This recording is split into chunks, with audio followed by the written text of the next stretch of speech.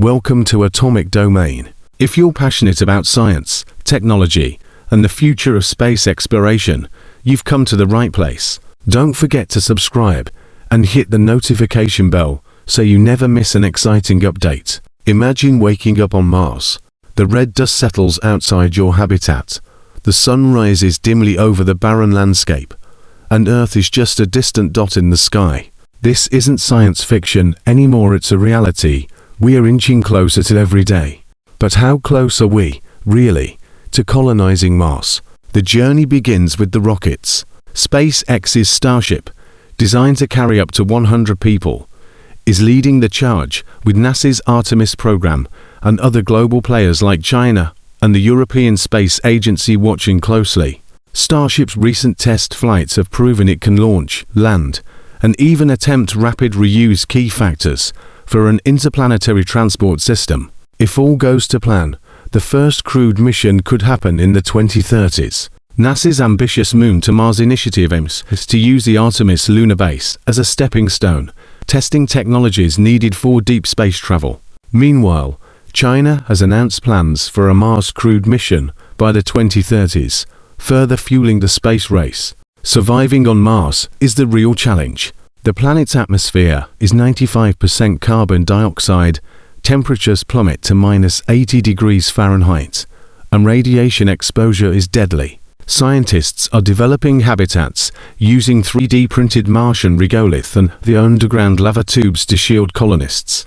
NASA's MOXIE experiment on Perseverance has already proven we can generate oxygen from Mars' atmosphere, a small but crucial step towards self-sufficiency. NASA and ESA are working on nuclear-powered reactors to generate electricity, ensuring long-term energy solutions for Martian settlements. Water is another major hurdle. Recent discoveries confirm Mars has frozen water beneath its surface, but extracting and purifying it at scale is a different beast. NASA and private companies are designing robotic drills and processing systems to tap into these reserves, potentially providing drinking water, oxygen, and even rocket fuel. SpaceX's plans for in-situ resource utilization, in-situ, emphasize turning Martian water into methane fuel for return missions. The ability to extract and recycle water efficiently will determine whether a Mars colony can sustain itself long-term. Food production is just as critical. With no fertile soil and little sunlight, growing crops will require hydroponics and artificial light. Scientists have successfully grown plants in simulated Martian soil, and experiments aboard the ISS are refining methods to make space agriculture feasible. Bioregenerative life support systems, incorporating algae and bacteria, may also play a role in producing food, oxygen, and waste recycling, creating this self-sustaining ecosystem.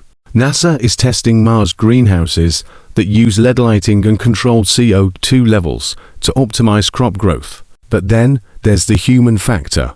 Long-term Mars missions will test the limits of human endurance, both physically and psychologically. Astronauts will face isolation, limited resources, and delayed communication with Earth. Space agencies are already testing psychological resilience through simulated Mars missions in remote locations on Earth. AI-driven robotic assistants might help alleviate the burden, handling routine tasks and keeping colonists company. Advanced medical technology, including AI-assisted diagnostics and robotic surgeries, will be essential since emergency evacuations back to Earth won't be an option.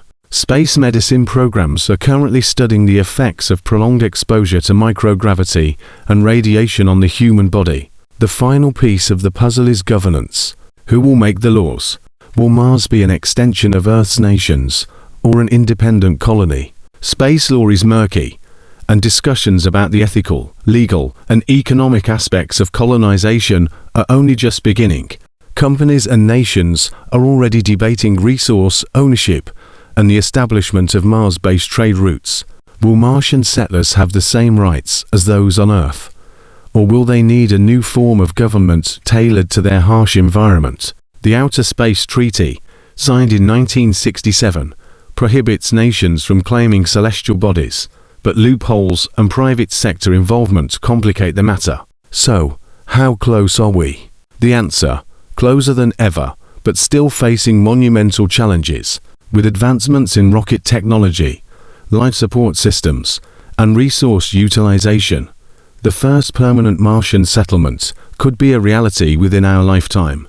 Whether we go as pioneers or tourists, Mars is no longer just a dream. It's our next frontier.